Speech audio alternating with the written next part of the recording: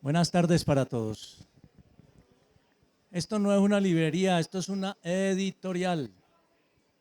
De manera que esta presentación del libro que tenemos en este momento para comentarles a ustedes, Memorias de Aula, es una elaboración de un docente que no vive en esta región, que vive en la costa norte.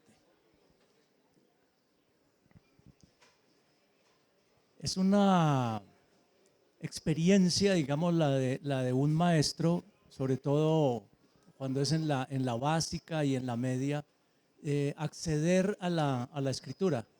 La educación colombiana no favorece la escritura de los profesores de aula, los profesores de básica y de media, porque los atiborra de trabajo, los atiborra de mecanismos que hay que llenar, de formatos que hay que llenar, les hace una serie de exigencias que no les deja tiempo para estudiar, para investigar.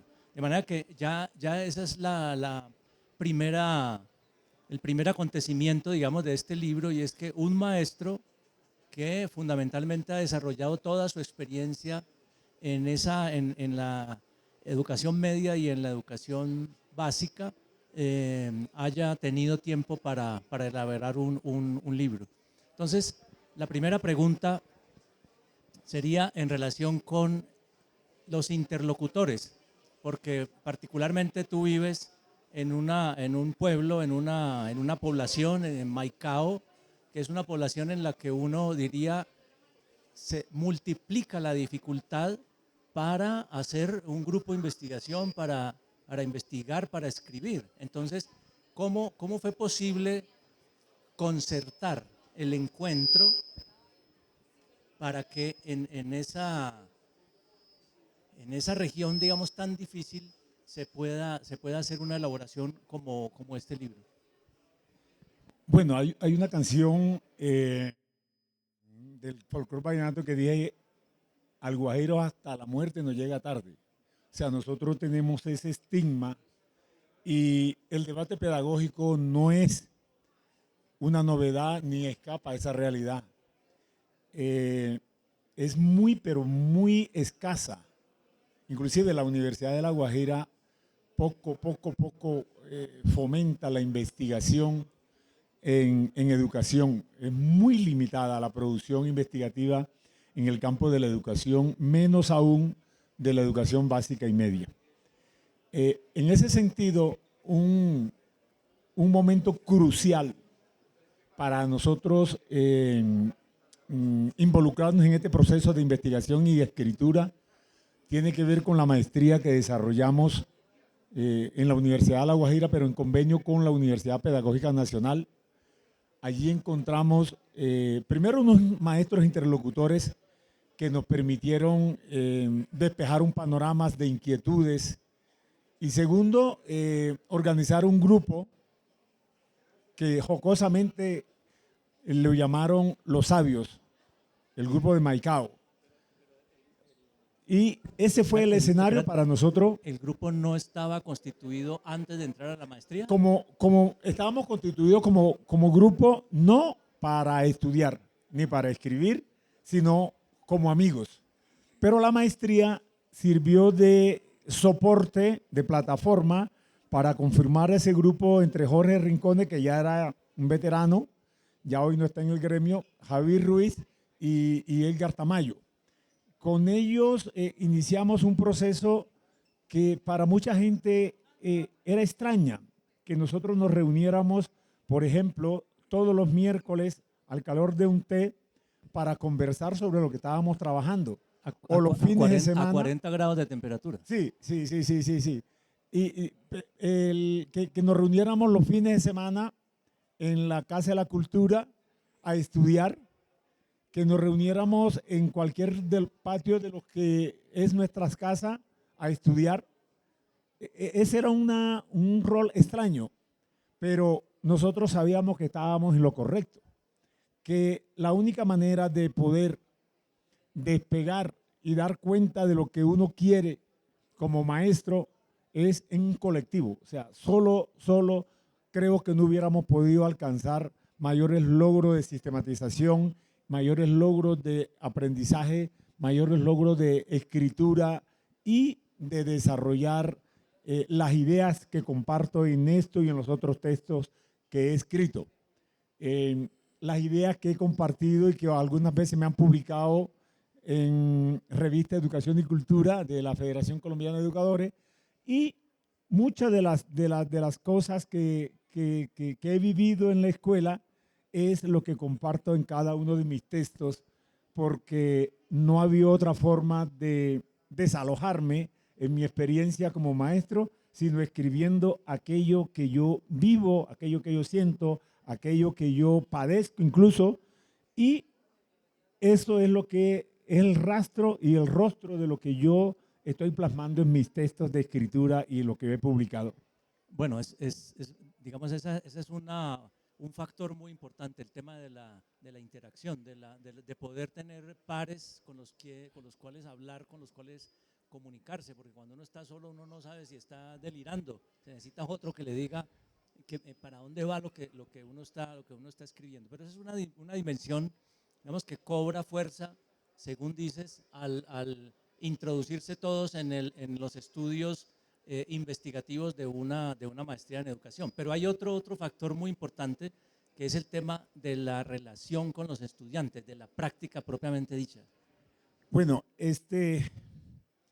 si alguien está interesado en conocer lo conservador que es la escuela, que me pregunte. Las trabas que le colocan a uno, no solamente por la cantidad de horas que le asigna en el plan de estudios, sino también porque lo difícil que es interactuar con estudiantes que no son propiamente o no están bajo nuestra tutela. ¿Cómo hago yo o cómo haría yo para que estudiantes que no son de mi curso me sirvan de elemento para investigar? No es posible, no es fácil que otro maestro, que otro colega nos permita, por ejemplo, esa visión en un curso distinto. Por eso, todos los textos que he escrito, lo he escrito a propósito de mis estudiantes. Es más, el último texto que me están corrigiendo y editando, hay un capítulo que está dedicado exclusivamente a todo lo que me escribieron los estudiantes durante mi vida de maestro. Las cosas que me decían, las cosas que me escribieron para que yo se las revisara. Ahí las voy a publicar, y ese es un homenaje que le voy a hacer a ellos al final de mi carrera, porque creo que sin ellos no hubiera sido posible mi vida de maestro, y mi vida de escritor, y mi vida de intelectual. Sin ellos no hubiera llegado hasta el lugar donde me encuentro. Bueno, particularmente estuviste trabajando durante la maestría en asuntos relativos a la evaluación, porque era una maestría en evaluación. Por supuesto, tenía otros asuntos en relación con los cuales hacer unas reflexiones, pero para fundamentar un poco el tema de la evaluación. Entonces, quisiera un poco que nos contaras la experiencia de discutir conceptualmente el asunto de la evaluación y después ir a la escuela y enfrentar los problemas reales, digamos, de la evaluación en el aula. Mira, creo que ha sido una de las experiencias más gratificantes, en el sentido de que puso de relieve todo el mundo escolar y todas las vicisitudes que viven los maestros, las maestras y los estudiantes. No, cuando se aprobó la ley 115, que introduce como hecho fundamental la evaluación cualitativa, eso puso el debate educativo y evaluativo en otro lugar.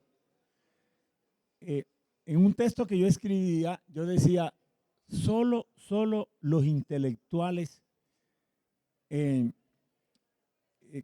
idearon los elementos ahí en esa ley estaban en condiciones de dar cuenta de lo que es la evaluación cualitativa. el maestro acostumbrado a llenar formato, el maestro acostumbrado a que le dijeran cómo se hacen las cosas, a que primero esté la norma, el formato y después ellos proceden, cuando se dieron cuenta de que primero había libertad curricular, que uno podía con esa ley crear currículo, pero había que estudiar. Segundo, había que evaluar cualitativamente, no con un número, sino las cualidades del proceso de formación del niño, y eso amerita tiempo para la reflexión y un lugar conceptual desde donde evaluar y de dónde elaborar el juicio evaluativo que tú tienes y tenías que consignar en el informe. Ese momento para los maestros común y corriente fue trágico. Y por eso no había pasado un año todavía de la aprobación de la norma cuando ya estaban solicitando que se volviera a la evaluación cuantitativa, porque no fuimos capaces, la mayor parte del gremio, de estar a las alturas que significaba una evaluación de ese tipo, de esa cualidad, porque estábamos acostumbrados a que pierde o gana, pierde o gana, pierde o gana. Y además, no había la oportunidad para sancionar, para golpear, para amenazar y para amedrentar al niño con la nota perdida. Entonces, ese era un problema. Fue la tragedia para nosotros en el gremio, mientras nosotros nos reíamos y gozábamos con la evaluación cualitativa, todo el mundo en contra de nosotros porque pues ellos no estaban interesados en meterse al debate para entender la esencia de la evaluación cualitativa y desde allí hacer su trabajo.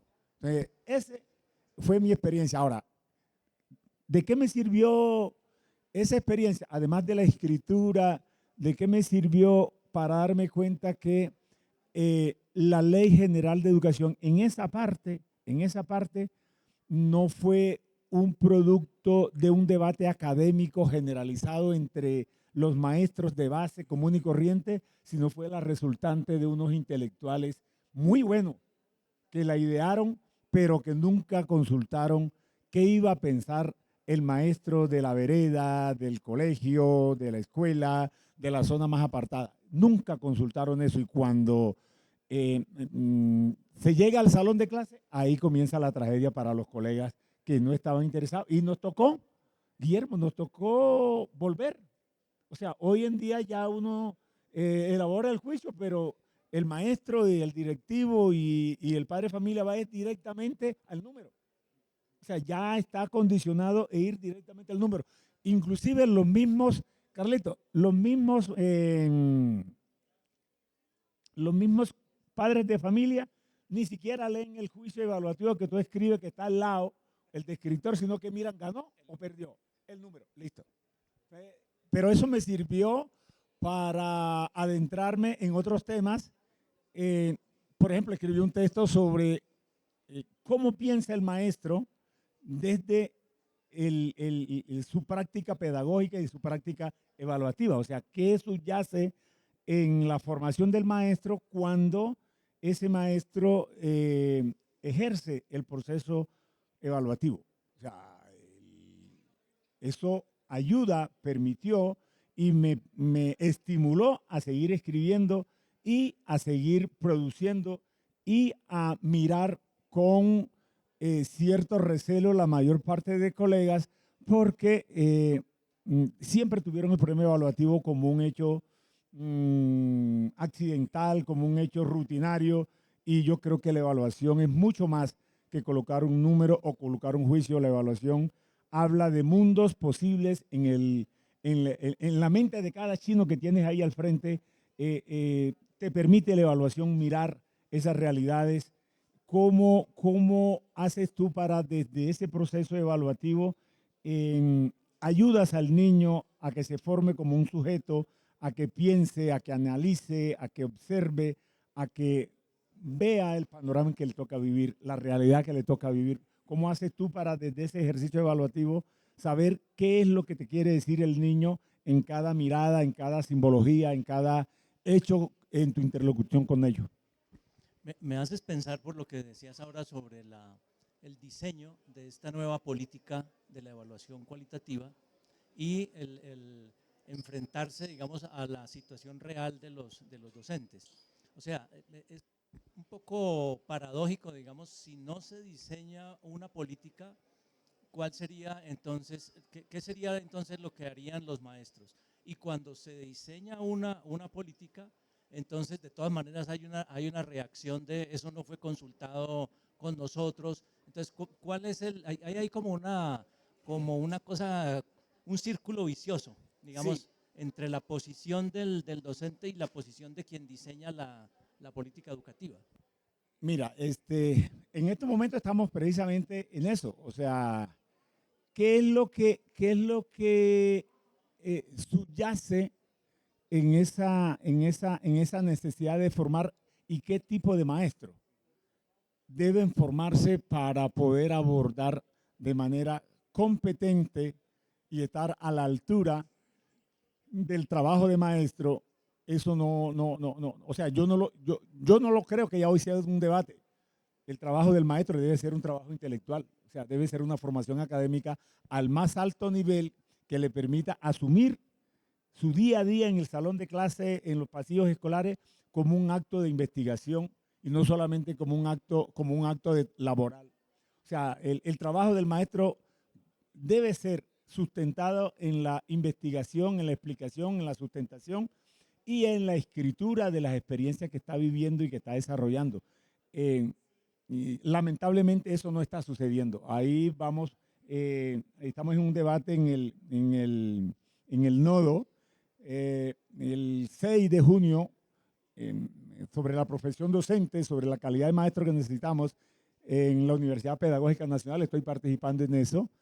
Y vamos a llegar allí con algunas ideas sobre el futuro de la profesión docente, sobre los nuevos maestros, sobre las facultades de educación, sobre las normales superiores, que son el foco de donde debe iniciarse ese proceso formativo, teniendo como fundamento algo que ya hace rato está en el debate y es la pedagogía como saber fundante del maestro. O sea, si nosotros hacemos esa práctica desde allí, del saber pedagógico fundado, argumentado, bien llevado, bien estructurado, yo creo que la labor del maestro va a mejorar sustantivamente y la calidad de la educación va a estar al orden del día sin necesidad de que los maestros le estemos huyendo al debate pedagógico, sino que entendamos que en cada círculo, en cada reunión,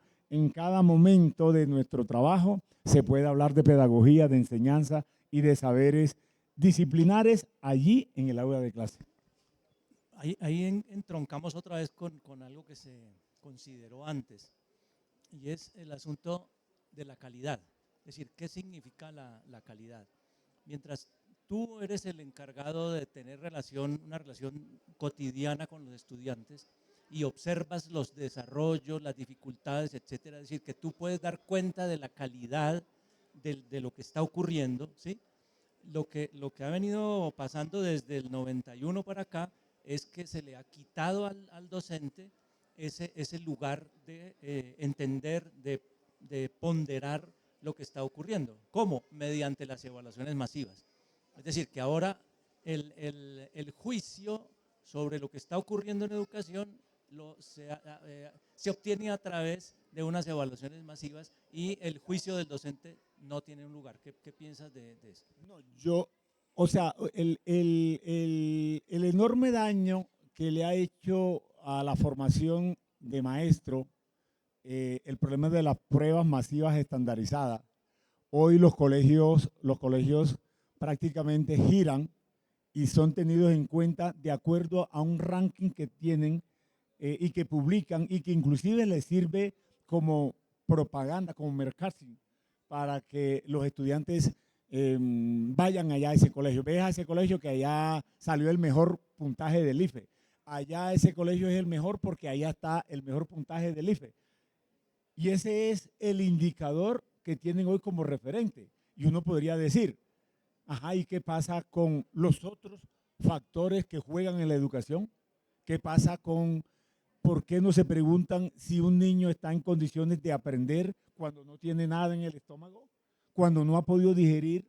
O sea, esos otros factores no cuentan, cuentan el hecho. Es más, muchos de los recursos de las instituciones educativas van para capacitar, para programas de formación en pruebas de IFES, porque eso es lo que le da estándar. Pero formar al maestro para que entienda que además de eso, allí no se reduce la calidad de la educación. O sea, la calidad de la educación tiene otros elementos componentes como la formación integral de un joven, cómo provocar condiciones para que ese joven entienda el mundo en que le toca vivir, para que entienda el problema que le significa hoy la inteligencia artificial, para que conozca y sepa y enfrente todo el daño que le está haciendo en su formación, eso de solamente consultar, escribir, consultar inteligencia artificial, pasar a la libreta y pensar que ya eso es conocimiento, que ya eso es saber y que ya eso es formación. No, yo creo que la formación y la calidad de un estudiante tiene que estar orientado a su autonomía, a su capacidad para decidir, para disentir y para tomar distintas decisiones, para evaluar distintas decisiones frente a su proceso educativo y que le permita también tener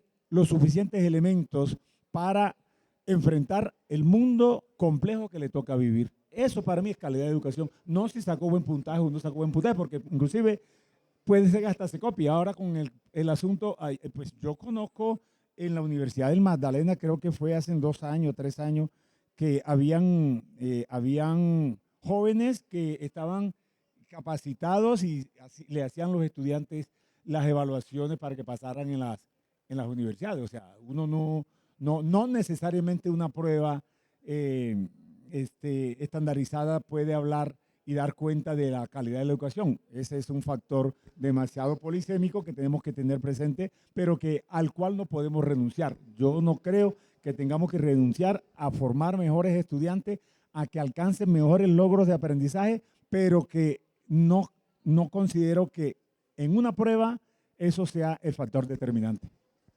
Tenemos entonces una contradicción entre la política educativa, las medidas concretas como las evaluaciones masivas y la práctica de un docente. Naturalmente. O sea, como un docente está en el centro de esa serie de contradicciones. No, y en el discurso, o sea, y en el discurso que tú escuchas ahora mismo, la calidad de la educación está en crisis por culpa del docente. O sea, pues y además los procesos que se llevan, el maestro está absolutamente convencido que él es el culpable o sea, ha sido tanta la publicidad que han dado tanto, que ha significado un éxito para los órganos de poder el hecho de convencer al maestro que él es el culpable de la mala calidad de la educación, y por eso lo ves tú haciendo doctorado, y por eso lo ves tú haciendo maestría, y por eso lo ves tú creyendo que con un título de doctor, donde yo trabajo hay 12 doctores. Y hace unos 5 años estaba organizando una revista, y entonces, pues bueno, dígame siquiera el RAE, el resumen analítico de su tesis doctoral para publicarla en la revista. No, o sea, no hay forma, uno. Y dos, yo les pregunto, ¿por qué esa cantidad de doctor no se denota en el aula de clase?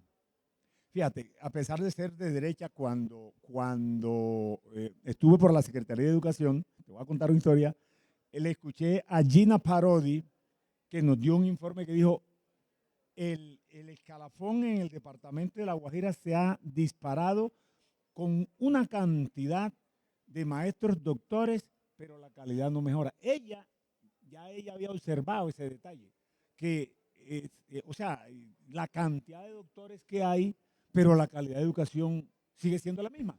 Entonces, no es solamente el título lo que te valida tus posibilidades. Hay otras, inclusive otras formas y otras acciones que hacen que el niño aprenda mejor no necesariamente desde un título de doctor, porque la experiencia que estamos viviendo así nos lo está indicando. O sea, el doctorado te sirve para ascender. O sea, yo ya conozco jóvenes del 1278 que están ganando mucho más que yo porque ya hicieron maestría, doctorado y ya están, no sé cómo cómo es el escalafón, pero ya están ganando 8, 10 o 12 millones de pesos porque se los permite, pero la calidad de educación sigue siendo la misma. En las mismas evaluaciones estandarizadas que se cruzan con instrumentos de factores asociados, revelan que la capacitación del docente no está asociada positivamente a la calidad de la educación. Entonces, por eso el mismo gobierno desestimuló completamente la capacitación docente y le bota al docente la idea de la culpa. Usted es el culpable de la mala calidad de la educación, entonces póngase a estudiar, lo paga usted, pero el mismo gobierno dice la capacitación docente no está asociada positivamente al logro, o sea, a la calidad de la educación. Sí, o sea, la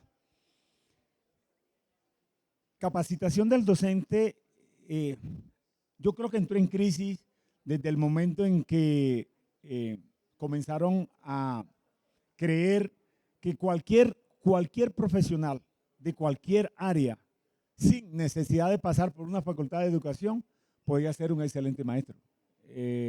Y entonces ese debate lo vimos nosotros en el 2003, recuerda, y entonces no, pues sí, claro, cualquiera puede ser maestro de aula, y bueno, pero él es ingeniero. Y no, hace 400 horas de pedagogía y esa vaina la compran en cualquier mercado, te la venden. Y hoy lo estamos viviendo. Como si uno pudiera hacer 400 horas y reemplazar a un ingeniero. Sí, exacto. Y entonces, a mí me tocó, como secretario, me tocó nombrar médicos, arquitectos, y hoy por ejemplo, de los maestros, 12, 13 maestros que hay en el área de matemáticas en el colegio, solamente 2 son licenciados. El resto todos son ingenieros, contadores y demás. Pero 2 son licenciados y son de la vieja guardia. De resto, todo. Acabo de vivir una experiencia tenaz de un joven que salió de Derecho a estudiar, de abogado el año pasado y ya hoy es profesor de sociales en el colegio donde estoy trabajando. Entonces, uno dice, ahí debe estar pasando algo. ¿Aplica? Sí, aplica. Pero qué rigor debe tener un sujeto que nunca tuvo la formación y que ojo, porque es que hay otro problema.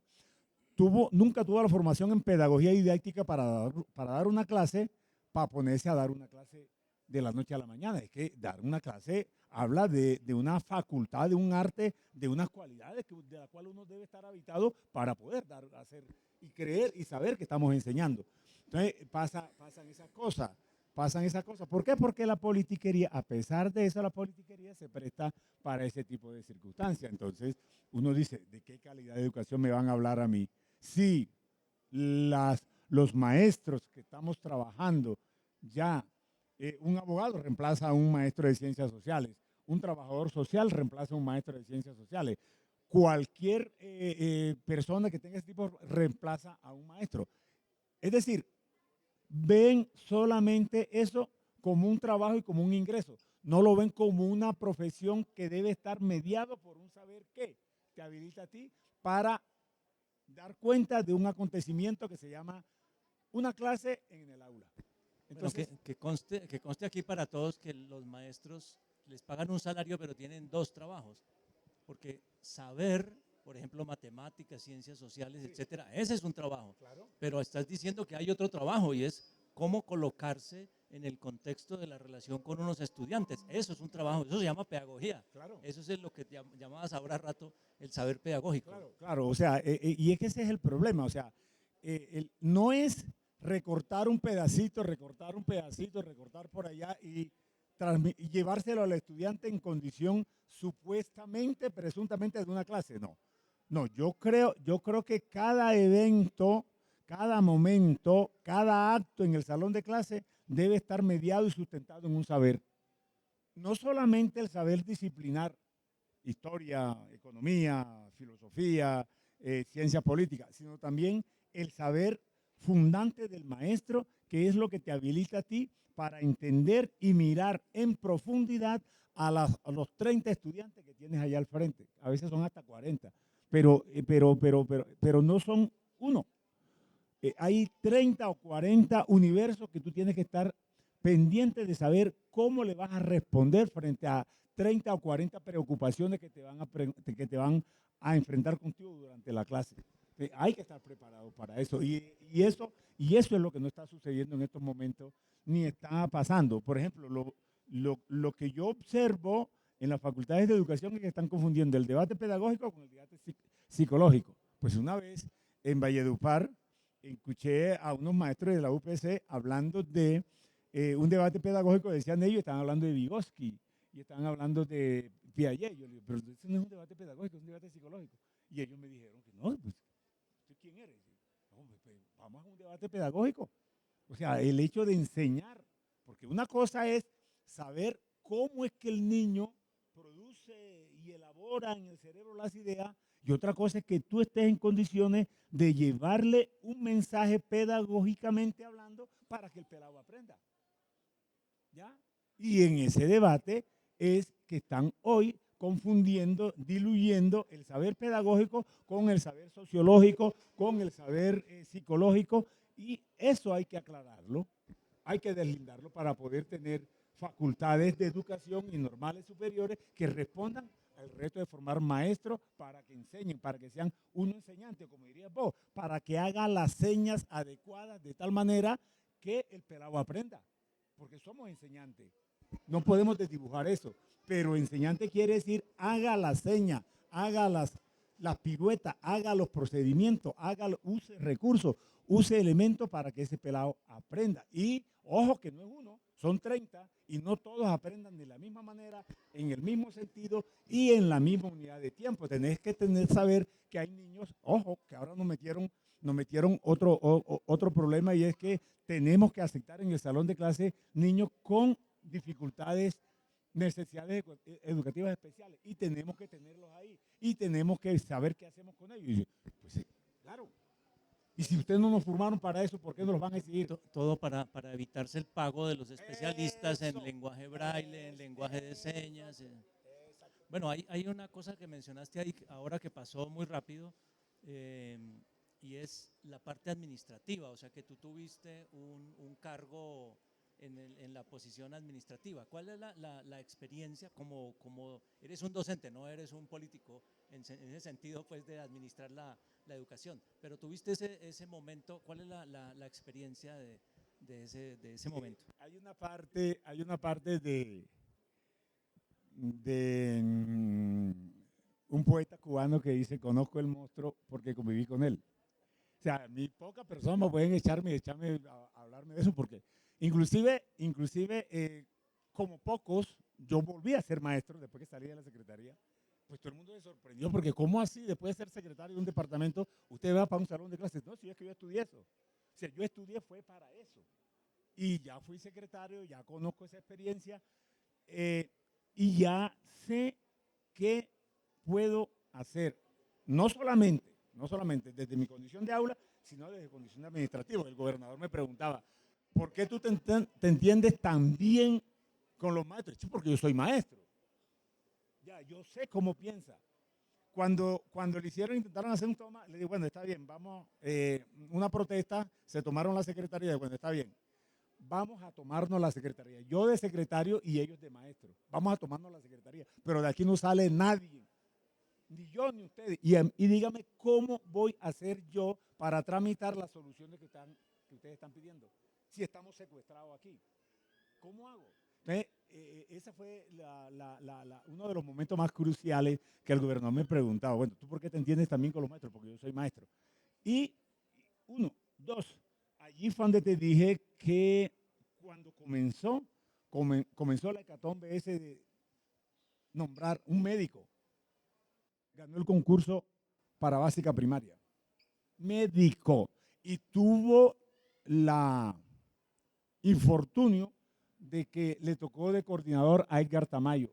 Me dice Edgar que el médico lloraba porque él no sabía qué hacer con 25, 30 chinos ahí al frente, 30 niños. Y hay un colega que compartió con Javi, con nosotros, ingeniero, médico veterinario, que él se iba a escucharnos a nosotros para saber cómo hacíamos nosotros para trabajar en el aula de clase. Ya, o sea, son vainas que uno dice, es difícil. Allí comencé yo a observar que, ahí fue donde observé, bueno, cómo se ha disparado el escalafón docente entre nosotros, pero la calidad sigue siendo la misma. Uno, dos, la posibilidad que tiene un maestro de entender y administrar el sector educativo está todavía muy limitada. Está limitada a la norma, a la ley. Uno de esos cargos se limita solamente a aplicar una norma. Porque si uno diseña o quiere diseñar, por ejemplo, un proyecto curricular a la altura, pues diría yo, de una enseñanza crítica, no, pues no. Entonces, no hay libro que asuma esos intereses, no hay maestro que estén interesados en eso y la ley no me permite a mí hacer un proyecto curricular porque ya eso está establecido por la norma. Ahora, uno, dos, cuando me tocó mirar el desempeño, entonces a uno no le permiten hacer modificaciones porque uno es el secretario y eso tiene que hacerlo es cuando es en aquel momento el supervisor. O sea, el supervisor es el que tiene que venir aquí a hacerme las observaciones pertinentes. O sea, uno no tiene tiempo para esas cosas. Uno no tiene tiempo para diseñar, modificar, establecer, innovar nuevas decisiones dentro del currículo porque a uno no le dan esa oportunidad. O sea, uno no puede hacer eso. Uno se dedica solamente a administrar unas personas a las que hay que estar pendiente de pagarles puntualmente, a las que debe tener cuidado de que no te vayan a meter gato por liebre, a que los estudiantes fantasma, a que el coordinador se presta para las horas extra, puras vainas así relacionadas, pero impactar la calidad en términos de currículos, de plan de estudio, no hay. El secretario de Educación no está disponible ni tiene escenario para esa vaina. Está disponible solamente para administrar una planta de cargo, solamente para eso, y que no le hagan goles. Goles quiere decir que no metan maestros fantasma, que no metan, que no registren horas, clases que no trabajan, en fin, esas cosas. Administrar un personal nada más, pero curricularmente en el plano de lo pedagógico, de lo didáctico, uno no tiene posibilidades de hacer innovaciones desde el cargo de secretario de Educación. Bueno, tenemos la perspectiva de la interacción, de la necesidad del trabajo, de la necesidad de la investigación, de la necesidad de la estructura. Por otro lado, el tema de la práctica concreta, cotidiana con los niños, con los padres de familia, que digamos no tiene una relación muy directa con eso. Y por otro lado, esta dimensión, digamos, como administrativa, que no obstante ser necesaria, digamos, parece que no le pega pues al perro, no tiene nada que ver con el asunto. Entonces, en ese marco tan complejo, tan contradictorio, digamos, vive el docente, sí. Bueno, para cerrar de la experiencia de la escritura del libro, ¿qué otra cosa se queda ahí pendiente por enunciar? Bueno, mira, creo que